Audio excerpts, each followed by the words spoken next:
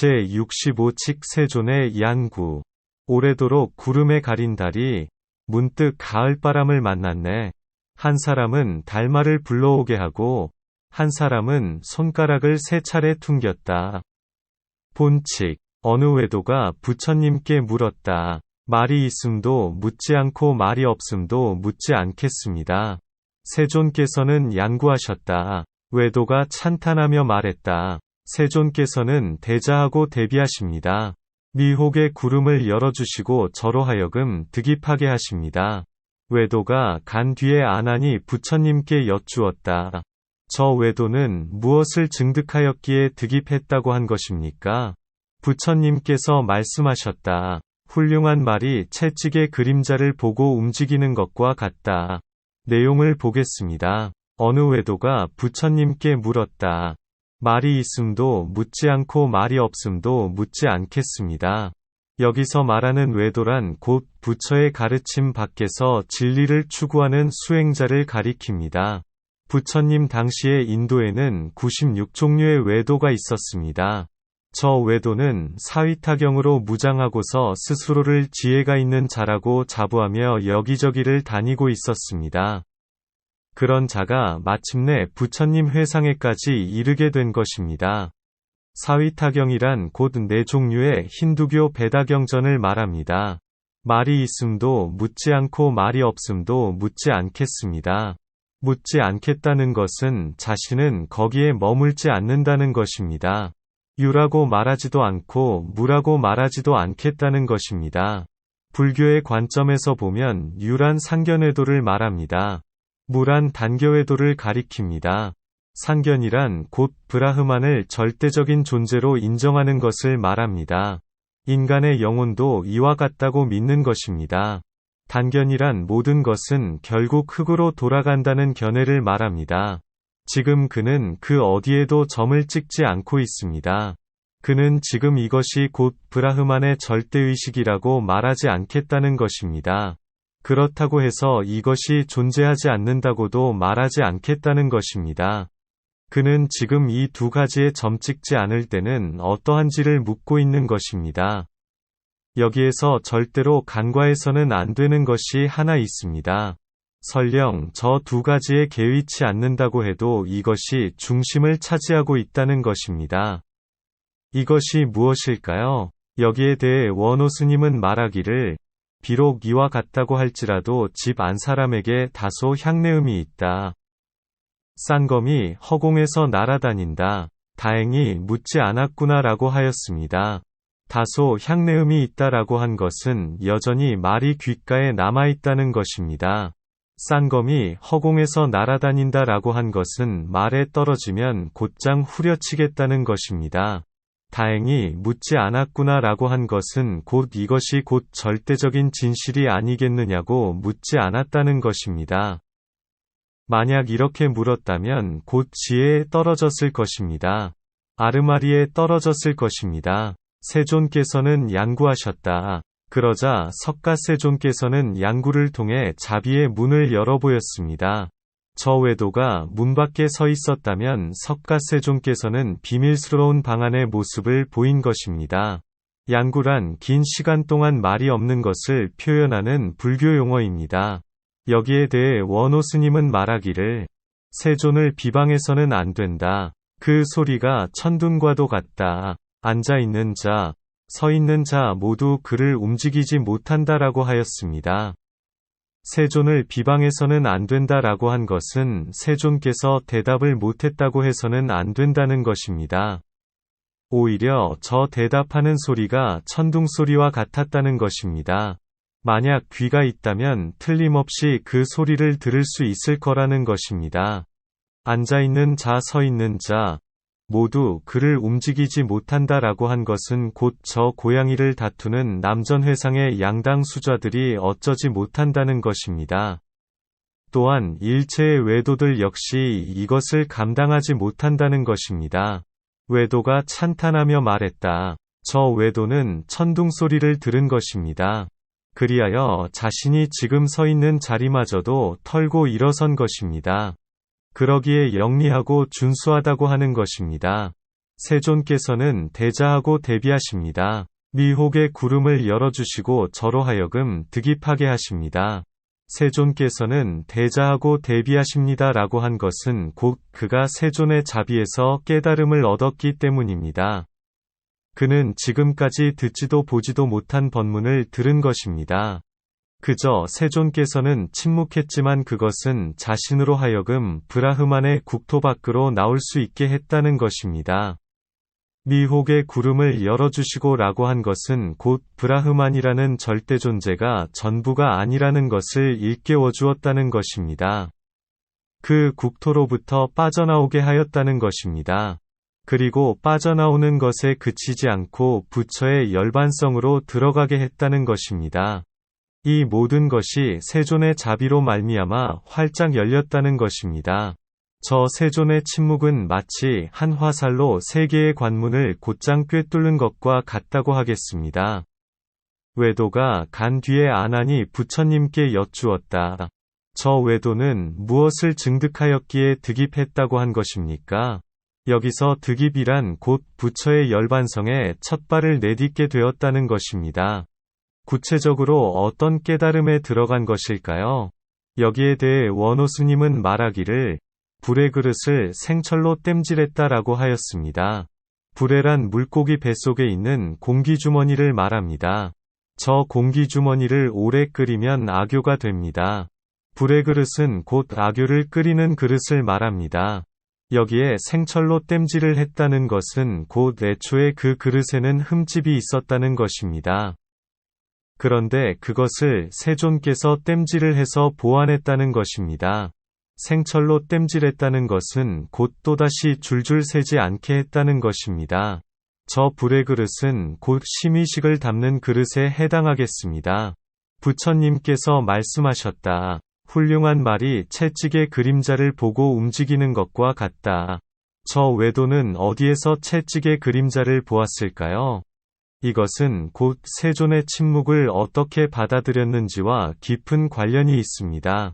그가 저 용광로 불 속에 몸을 던지지 않았다면 어찌 채찍의 그림자를 구경이라도 했을 것인가? 백장 상화상이 법안스님을 참내하였습니다. 이에 법안스님이 물었습니다. 그대는 무슨 인연을 살피고 있는가? 외도가 부처님에게 물은 화두입니다. 그대는 시험 삼아 거량해보라. 상화상이 헤아리며 입을 떼려고 하자 법안스님이 말했습니다. 그만. 그대는 세존께서 양구하신 곳을 헤아려 알려고 하는가? 상화상이 이 말에 호련히 대오하였습니다. 헤아려 알려고 한다는 것을 흔히 아르말이라고 말합니다. 참선을 하지 않고 그저 경전이나 읽고 법문이나 듣고 얻은 지식으로 이리저리 재보고 짐작하는 것을 아르말이라고 부릅니다. 이것은 곧 교학을 배우는 자체가 곧 아르말이라고 말하는 것과 같습니다. 도대체 이러한 수행의 풍속도가 누구로부터 기인했을까요? 그저 그렇게만 알아서는 초등학생이 이해하는 불교에 불과하겠습니다. 다시 보겠습니다. 육조께서 신의 삼위를 후려치며 결국 지혜 정도를 이룰 뿐이라고 질타했을 때는 겨우 그런 의미에서 한 말씀이 아니었습니다. 육조단경에서 육조께서는 말씀하였습니다. 그대가 향후에 머리를 풀로 덮더라도 그저 지혜 정도를 이룰 뿐이리라. 지금 육조께서는 그저 글자나 읽는 부류라고 말하고 있는 것이 아닙니다. 그대가 설령 여기에 이르렀어도 더 이상 나아가지 못하고 그저 언저리에 그칠 뿐이라는 것입니다. 이것은 마치 잡석이 섞인 금광을 재련하지 않는 것과 같다는 것입니다. 그대가 설령 유의산매의 즐거움은 다소 얻는다고 해도 저 무의산매에서 얻는 각성은 얻지 못할 거라는 것입니다. 이것이 곧 신의 삼위가 이것은 모든 부처의 근본이고 저의 불성이다 라고 한 것에 대한 질타인 것입니다. 이것이 곧 지혜이며 아르마리인 것입니다. 그러나 저 외도는 여기에 떨어지지 않았습니다. 그러기에 원오스님은 말하기를 다행히 묻지 않았다라고 한 것입니다. 그는 이것이 곧 저의 참성품이 아니겠느냐고 묻지 않았다는 것입니다. 여기에 대해 설두 스님은 노래하였습니다. 송, 깃틀의 바퀴가 일찍이 구른 적이 없다가 구르면 반드시 양쪽으로 달린다. 면경이 문득 거울대에 임하면 당장의 곱고 추함을 가려내는데 곱고 추함을 가려내고 미혹의 구름을 열어 제치면 자비의 문 어디에 티끌먼지가 일겠는가. 훌륭한 말이 채찍의 그림자를 엿보는 것을 생각해보니 천리를 바람처럼 달리다가도 부르면 되돌아온다. 불러서 돌아오면 손가락을 3차례 퉁기리라.